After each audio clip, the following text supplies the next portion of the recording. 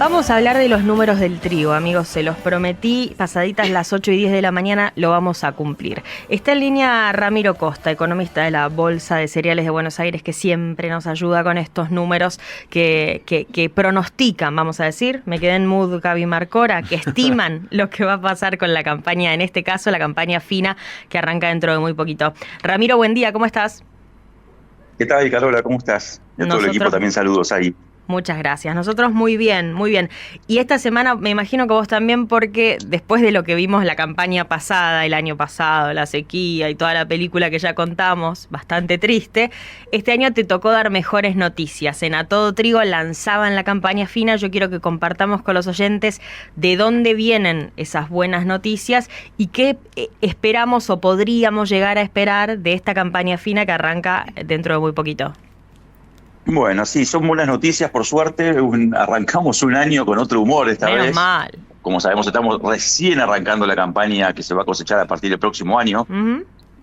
Y lo interesante es que estas buenas noticias se generaron, te diría, en los últimos 20 días. Sí. Porque no estábamos en estas mismas condiciones hace un mes y medio atrás. De hecho, cuando mirábamos qué se proyectaba hacia adelante, ¿no? Para el próximo año, un mes atrás, y bueno, la película era otra, porque si bien teníamos bastante buen clima en términos de cantidad de agua, las lluvias benefician las siembras que se están por venir, y en marzo llovió bastante, en abril terminó de completar, y la gran mayoría de la región agrícola tiene muy buena humedad en los perfiles de los suelos.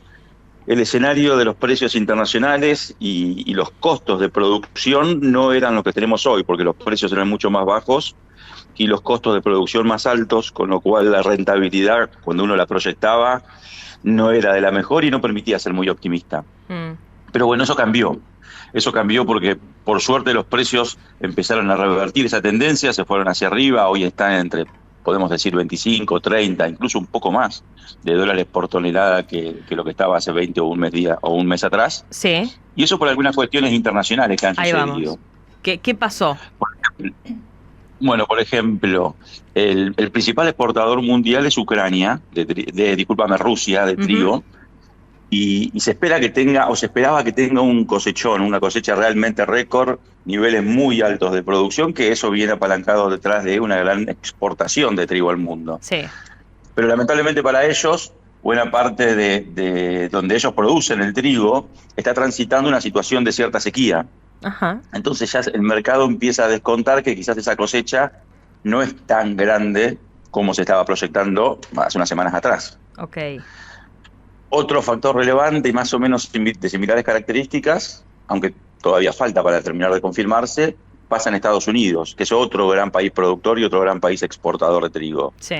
El 70% de su trigo es lo que se llama trigo de invierno, y de ese 70%, el 30% está transitando alguna situación de sequía. Entonces, nuevamente, otro país que exporta mucho, que eventualmente hay dudas respecto de cuál va a ser su nivel de producción final. Ok. Y si querés, para agregar uno solo más, para no hacerlo muy largo, lo que contaban recién hace unos minutitos, la dramática situación de Brasil. Sí. Brasil bajo una situación de inundación inaudita, realmente increíble, un desastre humanitario, pero también económico. Sí, tal cual. Y el 50% del trigo que produce Brasil se genera en el estado de Río Grande do Sul, Ajá. que hoy está bajo agua en buena parte. Entonces, eso permitiría pensar que quizás Brasil tenga necesidades crecientes de importación de trigo, y Argentina es su principal abastecedor, el abastecedor tradicional de trigo brasilero. Ok. Entonces, todas situaciones mundiales que en este caso actúan, digamos, en el mercado, generando una presión sobre los precios y mejorándolos. Por eso han mejorado los precios a nivel internacional, y eso se traduce también en los precios en Argentina. Excelente. Entonces ese es el panorama de mejora, si querés, lo que mejoró el escenario en el último mes y medio, vamos a decir. Me imagino que, porque digo, hace un mes y medio, cuando mirábamos esos números de pre-campaña, le dicen ustedes, muy preliminares de cuánto trigo se podría llegar a sembrar, hablábamos de un número bastante parecido al del año pasado, pero sin el agua que vos decís que tenemos este año. Y entonces había como alguna alarma encendida o alguna alerta, una preocupación. Cuando este escenario y el número en particular cambió, ¿de cuánto estamos hablando? ¿Cuánto trigo cebada, hablemos también de cebada, se va a sembrar este año en Argentina? Bueno, la estimación nueva es un pequeño incremento respecto del año anterior. Si miramos en trigo, el año anterior se sembraron 5,9 millones de hectáreas. Sí. La nueva proyección es de 6,2, es decir, un incremento de 300.000 hectáreas para el caso del trigo. Es un 5% más. Todavía, como decías bien vos, muy preliminar, la campaña todavía no empezó. No terminamos de cosechar el maíz y la soja. Sí.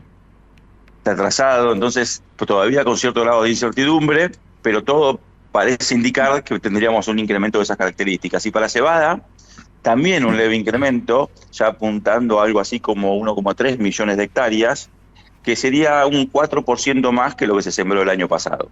Ramiro, ¿cómo estás? Tomás Rivas te saluda.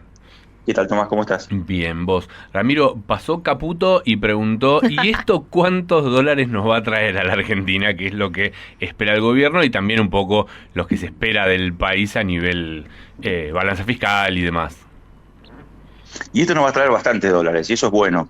Menos mal también. Para el sector, es bueno para la cadena agroindustrial, para la cadena triguera, pero también naturalmente es bueno para el gobierno, así que es bueno para toda Argentina al final del día. ¿Tienen alguna estimación? Porque ese crecimiento de 5% nada más que hablábamos recién del área, es un crecimiento del 20% en producción. Sí. Porque el año pasado, al transitar una sequía, los rendimientos no fueron lo que podrían haber sido, y este año sí podrían ser buenos. Entonces, una producción de 18 millones de toneladas versus una de 15, ya te permite pronosticar exportaciones crecientes. Claro. Y cuando me decís cuánto, y contando trigo y cebada, podría rondar los 3.800 millones de dólares. Opa. Que es eso, son 20% más que lo que trajo estos mismos dos cultivos el año anterior. Claro. Con una particularidad o dos particularidades que quizás está bueno destacar ahí, Tomás. Por un lado, son dólares que ingresan a la economía argentina en un momento que estacionalmente no se generan tantos dólares por exportaciones. Porque se exportan en enero, se exportan en febrero, en marzo, claro, donde todavía no está entrando la cosecha de soja o de maíz, que sí genera muchísimo más. Y esos dólares, además, no son muy demandados por el agro, porque el agro no demanda tantos insumos importados. Entonces son dólares que en realidad, digamos de esta manera, generosamente el agro pone a disposición de toda la economía o incluso del Banco Central para que recomponga sus reservas internacionales, para que la actividad económica en Argentina no se resienta. Entonces, saber que va a haber un incremento de un 20% de los dólares que ingresan, que van a ser cerca de 3.800 millones de dólares si proyectamos los valores actuales. Y bueno, yo creo que para el próximo año, enero, febrero, marzo, tanto para Juan Paso, como decías vos, como en realidad para toda Argentina en general, es una muy buena noticia. Un respiro. Y pensemos cuánto, o ayudarnos a entender cuál es el número de lo que va a recaudar, porque ustedes siempre hacen ese cálculo de cuánto va a recaudar. No me acuerdo si lo hacen por retenciones o si suman toda la carga impositiva del agro, y en este caso de la cadena o de la campaña fina. Digo, ¿cuánto va a recaudar el Estado, pero en términos de impuestos, por lo que se siembre ahora estas 6,2 millones de hectáreas de trigo, pongámosle?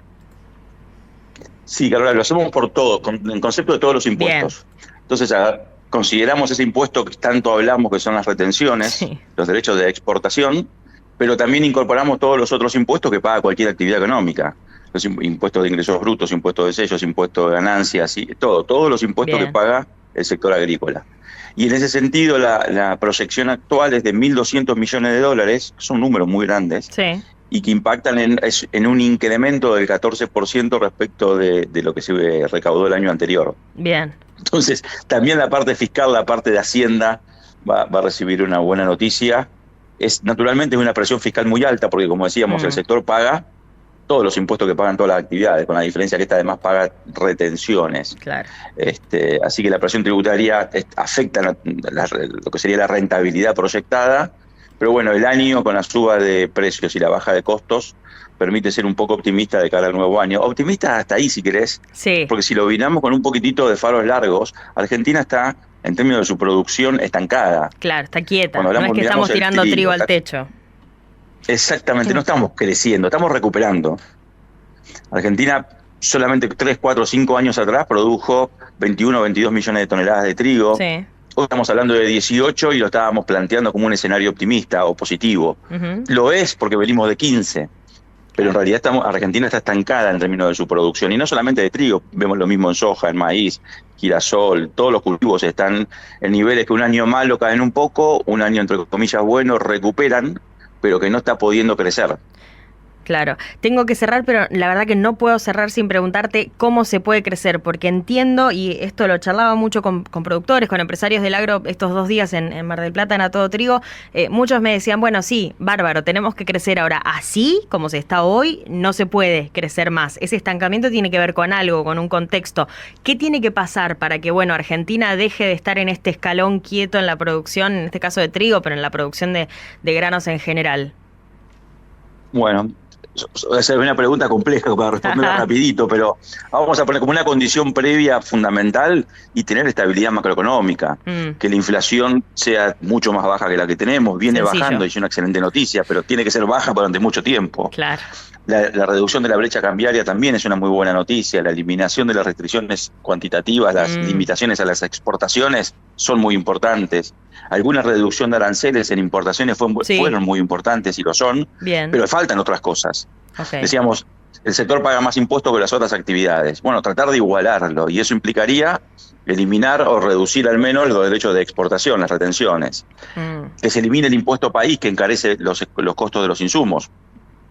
Y con eso Argentina podría crecer muy rápidamente. Nosotros, te resumo con esto, hicimos un cálculo de qué pasaría si se eliminaran las retenciones y el impuesto país. Y bueno, solamente el trigo podría crecer en 800.000 hectáreas, generando 600 millones de dólares adicionales a la economía de exportaciones.